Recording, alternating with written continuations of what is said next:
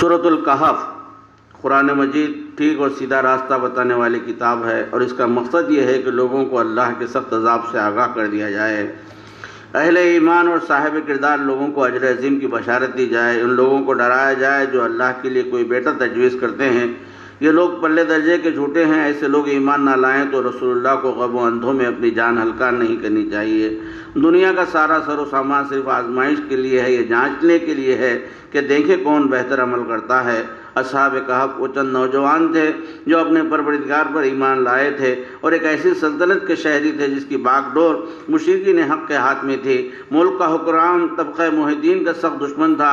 ان مومن نوجوانوں نے جب یہ دیکھا کہ ان کا مسلک توحید پر ثبات و استحکام کے ساتھ قائم رہنا امر محال ہوتا جا رہا ہے تو انہوں نے فیصلہ کرتے ہوئے کہا، ہمارا تو رب وہی ہے جو زمین اور آسمانوں کا خالق ہے، ہم اسے چھوڑ کر کسی دوسرے معبود کو نہ پکاریں گے۔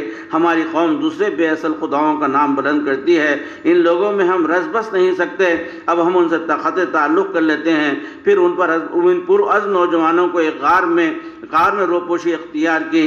رحیم پر کریم پروردگار نے ان کو اسی غار میں تھپک تھپک کر برسا برس کے لیے گہری نیند سلا دیا، اور ان کا کتا غار کے دہانے پر پاؤں پھیلائے سوئے گیا۔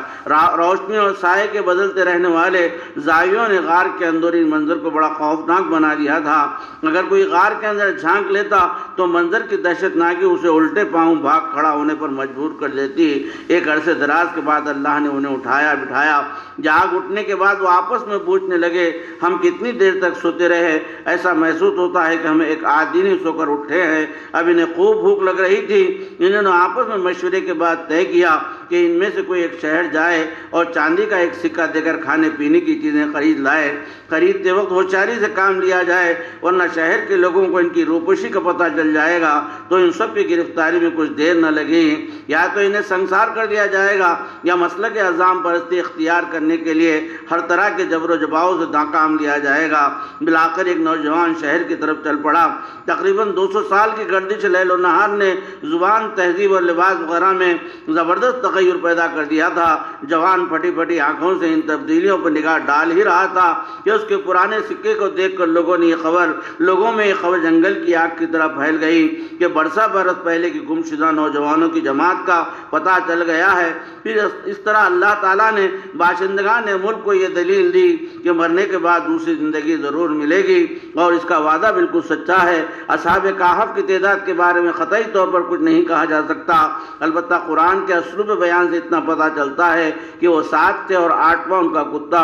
وہ نوجوان کتنی مدت تک غار میں پڑے سوتے رہے یہ بات بھی قرآن مجید نے نہیں بتائی، لیکن تاریخی شواہد کی بنا پر یہ کہا جا سکتا ہے کہ ان کو غالباً 200 برس تک سلا دیا گیا۔ واللہ عالم۔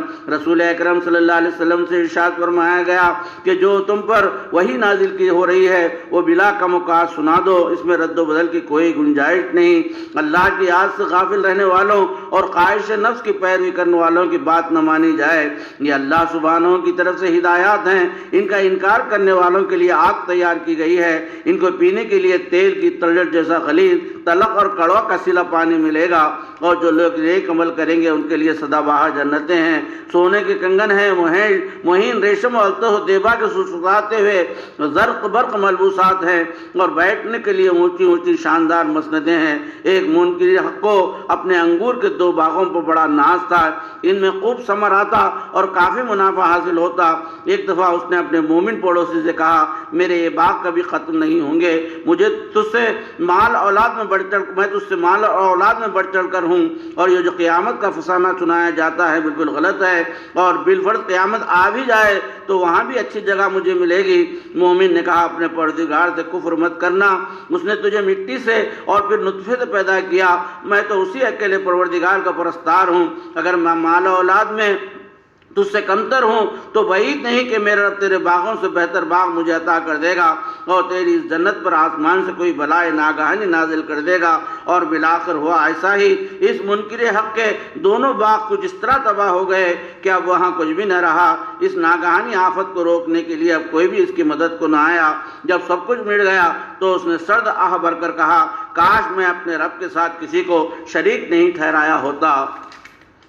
سن لو، یہ مال اور یہ اولاد دنیاوی زندگی کے ایک ہنگامہ عارض ہے، باقی رہ جانے والی صرف نیکیاں ہیں۔ اس عظیم دن کی فکر کرو جب سارے انسان اللہ تعالیٰ کے سامنے سب باندھے سر جھکائے کھڑے ہوں گے اور ہر ایک کے سامنے نامہ اعمال رکھ دیا جائے گا۔ لوگ اپنے نامہ اعمال پر نظر ڈالتے ہوئے گھبرا جائیں گے اور پکار اٹھیں گے، ہائے ہماری تیرا بختی، ایک ایسی کتاب ہے جس میں ہماری ہر چھوٹی بڑی حرکت درج ہو چکی ہے۔ ندا آئے گی، بلا لا لو اپنے شریکوں کو، مگر کوئی بھی ان کی مدد کو نہ آئے گا۔ ایک دفعہ موسیٰ علیہ السلام اپنے شاگردوں کے ہمراہ 2 دریاؤں کے سنگم تک پہنچنے کے لیے سفر کر رہے تھے۔ کھانے کے لیے ایک مچھلی اور اپنے ساتھ رکھ لی۔ ایک مقام پر کچھ دیر ٹھہرے تو مچھلی ان کی گھٹی سے اچھل کر باہر نکل پڑی اور دریا میں غائب ہو گئی۔ شاگرد نے یہ دیکھ لیا تھا لیکن وہ حضرت موسیٰ کو یہ ماجرا سنا نہ سکا۔ پھر آگے کچھ دور جانے کے بعد موسیٰ علیہ السلام نے شاگرد سے کہا، لانا بھائی مچھلی کھا پی لیں گے۔ شاگرد نے انہیں بتایا کہ مچھلی دریا میں کود گئی ہے اور شیطان نے اسے اس طرح بلا دیا ہے کہ وہ بروقت یہ بات نہ بتا سکا۔ موسیٰ علیہ السلام نے کہا، میں تو اسی واقعے کا انتظار کر رہا تھا، جس جگہ وہ مچھلی سمندر میں کود پڑی ہے وہی ہماری منزل ہے۔ پھر وہ اپنے نقش قدم دیکھتے ہوئے اسی مقام پر واپس آئے۔ وہاں موسیٰ علیہ السلام کی ملاقات اللہ کے کئی خاص بندے حضرت خضر علیہ السلام سے ہوئی۔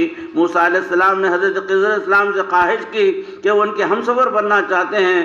خضر علیہ السلام نے کہا، تم میرے ہمراہ سفر کر کے میرے معاملات پر صبر و تحمل نہ کر سکو گے۔ میں جو کچھ بھی کرتا رہوں گا اس پر تمہیں ٹک ٹک دیدم دمنہ کتیجم کے مطابق برداشت کرنا ہوگا۔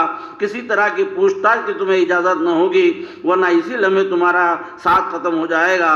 حضرت موسیٰ علیہ السلام نے کہا کہ وہ بالکل خاموش رہیں گے اور کچھ نہ پوچھیں گے۔